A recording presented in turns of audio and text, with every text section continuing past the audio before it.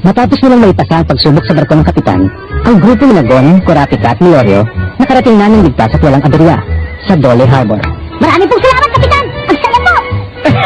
Wala yun, bata! Nag-enjoy din akong may sakay kayo. At bilang pagtanaw ko ng pasasalamat sa pagaliw niya sa matandang ito, hayaan mong bigyan kita ng espesyal na tip. Ano po yun? Tumingin ka doon. Nakikita mo ba yung higanteng puno ng cedro doon sa pinakatuktok na bundok na yan? Eto, doon kayo dapat unang magtungo. Shortcut yan papunta sa lugar ng exam. Talaga po, shortcut? Basta doon sa puno yun? Ang galing! Sige po, gagawin namin yun. Salamat po! Good luck sa inyo, ha? Kayo din po, Kapitan! Mag-iingat po kayo! Wala kang dapat ipag-alala, Jin. Lumalaki bilang isang mabuting batang anak mo. Ay, ba't ganun? Para may mali dito. Mali saan? Ayon dito sa natanggap kong paunawa para sa mga aplikante, ang hunter exam daw ay nakatakdang maganap sa isang lugar sa loob ng Zaban City. Nandito tayo ngayon. Pero yung sinasabi ng puno ng cedro ay nasa kabilang direksyon ng Zaban City. Baka naman nagkamali ka ng rinig sa kanya. Kung sabi niya sa akin, doon daw tayo dapat unang pumunta. Bakit ganun? Ang labo kasi ng paunawang to, pamisteryo sa tekpa. Hindi pa sinabi ko saan mismo sa Zaban City ang lokasyon, pinahihirapan pa tayo eh. Ang inatas na hamon ay hanapin ng lugar ng exam kahit limitadong impormasyon. Bahagi yun ng pagsubok natin bago tayo payagang mag-hunter exam. Alam ko yun, oh. Ano bang palagay mo sa akin? Hindi makaintindi? Pupuntahan ko pa rin yung puno para makita. Sigurado ako may magandang dahilan si Kapitan. Hoy, teka. Seryoso ka ba? Yung bus na papuntang Zaban City, malapit lang umalis. Baka mapalayo ka ba dyan? Hoy, God! Dumayan! Yung batang yun talaga, masyadong madaling maniwala sa iba. Hindi siya basta dapat nagtitiwala. Ha? Hoy, saan ka naman pupunta, Kurapika? Wala akong pakialam sa payo ni Kapitan. Naaliw ako sa ugali ni Gon kaya susundan ko siya. Sinakay ka na lang sa bus kung ayaw mo sumama. Ah, ganun pala ah. Bahala kayo. Okay, fine. Nice meeting nyo na lang. Babay na. Kung gusto nyo na masyal at magpaligoy-ligoy, pues ako hindi. Talaga magbabas ako. Hindi ko na problema kung maligaw kayo. Sabi ko na, patibong lang yun eh. Buti na lang wala ni isa sa mga bus na yan na nakarating sa Zaban City. Pag mga baguhan talaga, ang daling mauto ng mga ganun pakala. Ayun, kawawa mga loko. Okay, dalawa! Hintayin nyo ako! Alam ko kasi maminis nyo kapag hindi nyo ako nakita eh. At dahil mabait ako, sasamahan ko na kayo. Isa pa, baka biglang kailangan nyo na malakas na bodyguard, hindi ba?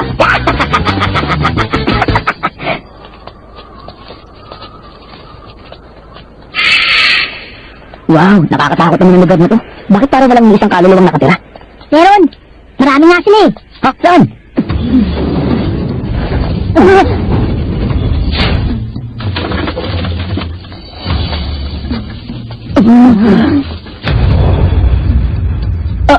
Ano bang gimmick ng mga to?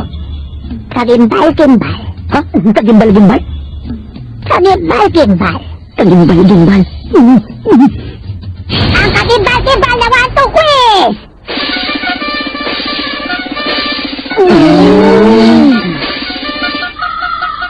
Kung kayong tatlo ay patungo doon sa puno ng cedro sa ibabaw ng bundok, kailangan nyo munang makalampas sa bayan ito at sa pagsubok na ibibigay ko sa inyo. Huh? Ito ay quiz kung saan may isang tanong kayong dapat sagutin. Time out lang! Magpaliwanag nga muna kayo, pwede ba? May 5 segundo kayo para magbigay ng sagot. Kapag mali ang sagot nyo, tanggal na kayo. At hindi na kayo pwedeng mag-hunter exam ngayong taon. Kung ganun, ibig sabihin bahagi din pala ng hunter exam ang pagsubok na ito. Yun naman pala eh! Expert yata ako pagdating sa mga quiz. Teka, isang tanong lang! At ang pagpipilian na sagot ay 1 o 2 lamang. Kapag sumagot kayo ng anuman maliban doon, mali na agad yun at tanggal na kayo. May tanong po ako! Isa lang ba ang tanong para sa aming tatlo? Ibig sabihin, kung magkamali sila ng sagot, disqualified na rin ako! Ang daya naman Bakit mangyayari yun? Ang mas posibleng mangyari ay dahil sa maling sagot mo, kami ni Gon ang ma-disqualify. Iyabang mo talaga! Diba? Mas okay nga yan kasi isa lang ang kailangan sumagot para sa atin. Mas simple kung ganun. Mahina kasi ako sa mga quiz eh. Pwede rin. Sa bagay. Dali na. Yung bagal nyo. Kung marami pa kayong satsat, ako na lang ang mauunang sasagot. Sino ka? Siya yung kanina pa sumusunod sa atin mula nung pagbaba natin sa Dole Harbor. Ha? Talaga? Pasensya ka na bata. Hindi ko naman sinasadyang balikin ang pinag-uusapan niyo ng matanda eh. Ano na ang pasya nyo? Total, mukhang nagmamadali ang muokong na to. Paunahin na natin siya. Mas okay yun na marinig natin ang tanong. O sige, okay lang sa akin. Wala rin kaso sa akin yun. Yung ganun, nanda na ako. Hindi pala mga to eh. Malaking pagkakamali ang paunahin ako dahil mag-iiwan ako ng mga patibong para sa inyo. Pues, eto na ang tanong. Linakit ng mga masasamang loob ang iyong nanay at girlfriend. Ito lang sa kanila ang pwede mong iligtas. Ang 1 para sa nanay mo. Ang 2 para sa girlfriend mo. Sino ngayon sa kanilang dalawang ililigtas mo? Ano nga? Teka, ano bang klaseng quiz yan? Ang tamang sagot ay 1. Oh, ano ba siyan mo? Siyempre nanay, dahil ang nanay, hindi mo na mapapalitan yon. Samantalang ang girlfriend, makakahanap ka pa ng iba. Ganun! Tumuloy ka na. Tama ba yun? Kailangan mo lang ibigay yung sagot na gusto marinig ng matanda. Ganun lang yun. Diyan na kayo! Sandali lang! Tumututol ako sa sagot niya! Kahit ano ba pangangatwiran niya, mali pa rin yun! Kailangan lang namin ibigay ang sagot na gusto niyo marinig! Paano naman naging tama yun? Oh, ba't di kayo makaimik? Ah, basta! Ayoko na! Hindi ito quiz! Lokohan na to eh! Mas pipiliin ko pa maghanap ng ibang daan! Kaya para dyan! Sa puntong to, pag tumanggi kang sagutin ang itatanong ko, patumbas kayo ng pag-atras sa Hunter X. Ang daya! Bulok yung quiz nyo dahil iba-iba ang pwedeng maging sagot! Kahit ano pang sabihin ninyo, walang pupwedeng tamang sagot sa tanong ninyo! Ang tamang sagot sa tanong. Tama. Dioryo! Tahimik! Mukhang nalutas ka ng batang matang pusang palaisipan. Nagsimula na ang quiz, bawal na magsalita. Kapag nakarinig ako ng iba maliban sa sagot, i-disqualify ko kayo. Huwag ka magsabihin sa kanya, Dioryo. Nakagito ng pagsubok nila. Good. Eto na ang tanong ninyo. Kinidnap ang anak ng batang babae at anak ng batang lalaki. Pero isa lang sa kanila maaari niyong iligtas. 1 para sa lalaki, 2 para sa babae. Sino ngayon sa kanila ang ililigtas ninyo? Kalokohan na to! 5. Sige, magbilang ka lang hanggat gusto mo tanda. 3. 2. 1.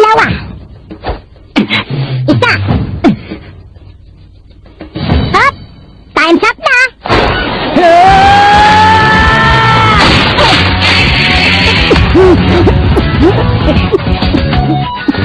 Huwag kang umarang kurabi ka! Kanina pa ako nagdidugong sa matandang ko eh! Pinag-aaral ako tayo sa mga peke quiz niya! Huminahon ka lang, Leorio! Ayoko nga! Bakit ako hihinahon, ha? Dahil kapag hindi ka huminahon, makasayang ang tamang sagot natin! Tamang sagot? Oo, tamang sagot ay binigay nating 3. Dahil ang tamang sagot sa pagsubok na ito ay katahimikan. Ano? Pagtaliwanan nga? Ikaw nakaisip, sinigaw mo pa nga kanina ang tamang sagot, ha? Kahit ano pang sabihin ninyo, walang pupwedeng tamang sagot sa tanong ninyo! Ganun na nga, walang tamang sagot sa quiz na to. Pero ang patakaran ay, kung magbibigay tayo ng sagot, number 1 or 2 lang ang pwede nating pagpilian. Sa makatwid, walang tama sa mga yun. Kaya hindi natin kailangan sumagot. Pero mo akong kanina, ba't pinadaan niya? Hindi niya na sinabing tama yung binigay niyang sagot. Sinabi lang niya na magpatuloy siya. Hula ko, yung tinuro niya, hindi yun ang daan patungo sa hunter exams. Tama po ba? Tumpak ang hula mo. Ang tamang daan ay nandito ito. Inutumbok nito yung puno ng hedro. 2 oras na lakad lang. Ito pala, ang buong akala ko kanina. Sa ilalim ng punong yon, may makikita kayong bahay. Nakatira doon ang mag-asawang magsisilbing navigators nyo. Kung makapasa kayo sa standards nila, dadalhin nila kayo mismo sa lugar ng hunter exam. Lola, humingi po ako ng dispensa sa inasan ko. Pasensya na po. Para yun lang, naiintindihan ko. Kaya ako nga tinanggap ang trabaho ito para makilala ang mga tulad ninyo. Oh, Galingan ninyo. At sana maging mabubuting hunter kayo. Opo. Ay! Wala talaga! Hindi ko maisip ang tamang sagot! Hanggang ngayon ba naman, iniisip mo pa rin ang sagot sa tanong? Hindi na kailangan. Ha? Bakit? Kanina pa natapos ang quiz gun. Oo, alam ko nga yan, pero kasi, naisip ko, paano kung sakaling maharap tayo sa ganong klaseng sitwasyon at nagkataon na isa lang talaga sa kanila ang kaya natin iligtas? Paano na? Napakahirap mamili kung sino ililigtas ko. Pero mali ko, balang araw kailangan ko sagutin ang tanong ngayon. At hindi lang sa quiz, kundi totohanan na.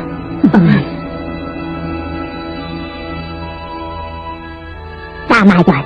Yan mismo ang tulong sa isay ng pagsubok na ito. Ang ihanda kayo sa mga alanganing sitwasyon na maaaring harapin. Sa mga panahon na nakasalalay ang lahat na magiging pasyon ninyo, tama man o mali. At iba-iba man ang daan na piliin yung tahakin.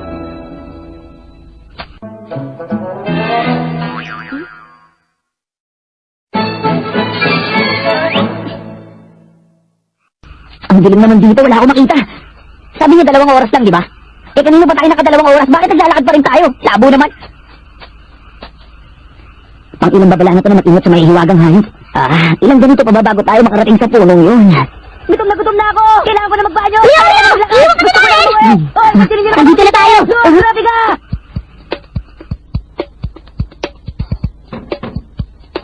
Knock! Tao po! Baka lumabas sila.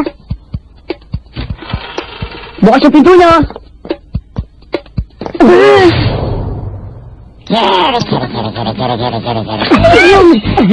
Pili ko, isang mahiwagang hayop. Kaya nila magbago ng anyo. Napakatalino ng mga nilalang na yan. May hawak siyang babae! At may lalaki doon sa sahig! Mukhang malubha ang mga sugat niya! Ang kasama ko! Iligtas niya siya! Pakiusap! Yoyo, ikaw na bahala dyan sa kanya! Ingat kayo!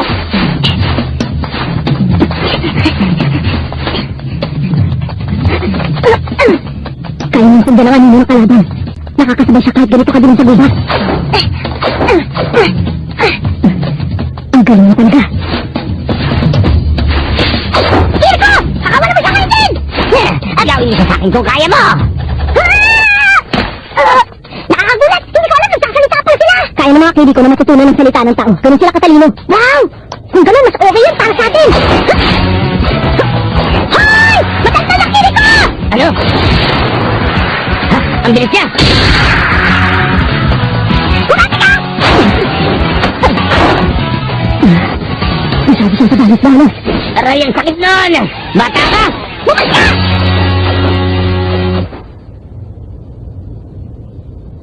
Okay ka lang ba? Sinaktan ka ba niya? May sugat ka ba? Okay lang ako. Pero nasa na asawa ko. Maayos lang ba siya? Huwag kang mag-alala. Inaalagaan siya ngayon na kasamahan namin. Pwede bang dalhin mo ko sa kinaroroonan niya ngayon din? Ang mga markang yan. Ibig sabihin. Grabe ka! Okay ka lang! Yorio? Ay, salamat buti. Okay lang kayong dalawa. Paano yung lalaking iniwan namin sa'yo? Wala nang problema. Okay na siya ngayon. Hindi naman pala ganun kalala mga natamo niya sugat eh. Binigyan ko na muna siya ng painkiller at iniwan ko siya natutulog doon. Ganun ba?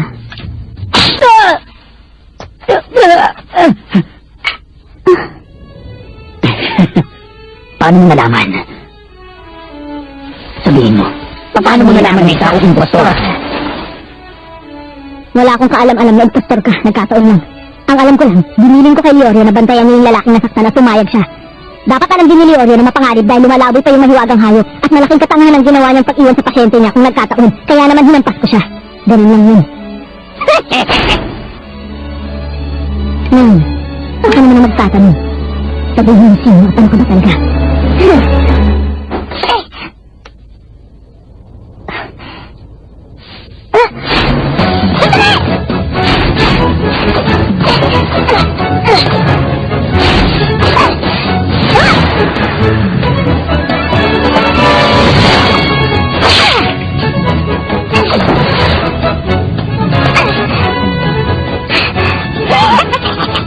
Mabilis ka rin sinilot mo, Gwen.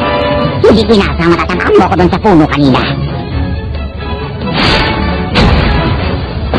Pero humanda ka ngayon dahil ipaparamdam ko sa'yo at katumbas na sakit na ginawa mong pagkakamaling yun sa akin.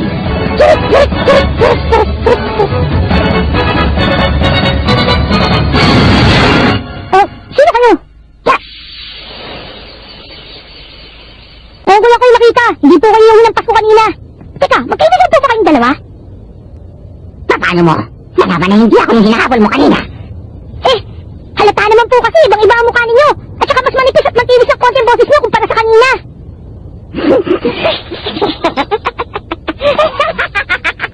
Bakit po? May nakakatawa po ba sa sinabi ko? Ay, honey! Lumabas ka dito! Maalaw ka sa batang ka! May mga ilang taon na rin yung huling may taon na kapag sabi magkaiba tayong dalawa. Nakakatuwa naman. Uy, napansin mo rin ba na magkaiba sila? Hindi ko masabi. Siya pala yun! Mag-asawa sila! Yung tatay pala yung tinamaan natin kanina, kurati ka! Hindi ko pa rin masabi kung sino sa kanila yun. Hayaan niyo magpakilala ka din na maayos. Kami ang mga navigator. Ang nataasa magbigay suporta sa mga mag-hunter exam. Kami ang mga anak! Kumusta kayo? Pambihira. Bakit naman pinaikot niyo pa kami? Ang lokasyon ng hunter exam ay nagbabago taon-taon. Kaya naman napakahirap hanapin ito. Halos imposible kung walang tulong. Yun ang papel namin mga navigator. Tinutulungan namin ang mga aplikante makarating sa lugar ng exam. Ah, kung ganun tutulungan nyo kami! Totoong trabaho namin yun, pero hindi lahat ng aplikante tinutulungan namin. Kailangan muna namin subukan kung karapat-dapat sila maging hunter. Saka pa lang namin sila iaatin sa lugar ng exam. Ikaw karate ka? Opo. Nasa malas ka mga talas na pagdating sa iyong paligid at hindi lang yun. Pinakita mo napakalawak ng kaalaman mo. Napunan na kaagad ang mga marka ko at nalaman mo agad na hindi talaga kami mag-asawa. Dahil sa rin ito, ang mga babae yung ganitong tatak ay nagpapahiwatig na nananatili silang dalaga habang buhay. Para maunawaan yung gusto hindi pa rito ay sino nakahanga-hanga. At dahil doon, pasado ka. Ang galing! Congrats, karate ka! Salamat. Si Leorio naman. Okay. Sa kaso mo naman, hindi ko nagsuspecha na kahit na konti sa tunay kong katauhan. Pero hindi ka naman nagkulang sa pagtulong sa akin. Maayos mong ginamot ang mga sugat ko. At sinigang pa rin ipanatag ang loob ko may babalik yung nangligtas ang aking asawa. Masasabi kong higit pa sa ibibigay ng tunay na doktora na tanggap ng pag-aalaga. Para yun lang eh. Malit na bagay lang yun oh. Dahil sa kabutihan ng aking puso, napagpasyahan kong karapat dapat ka mag-hunter exam. Kaya Leorio, pasado ka rin. Totoo ba yan? Salamat naman. Congrats din! At syempre, para naman sa'yo, Gon. Opo. Napabilib mo talaga kami sa ginawa mong pagbunyag sa sekreto namin. Matimik ka at napakalakas. Tunay mo na kami ang karapatan na mag-hunter exam. Pasado ka na.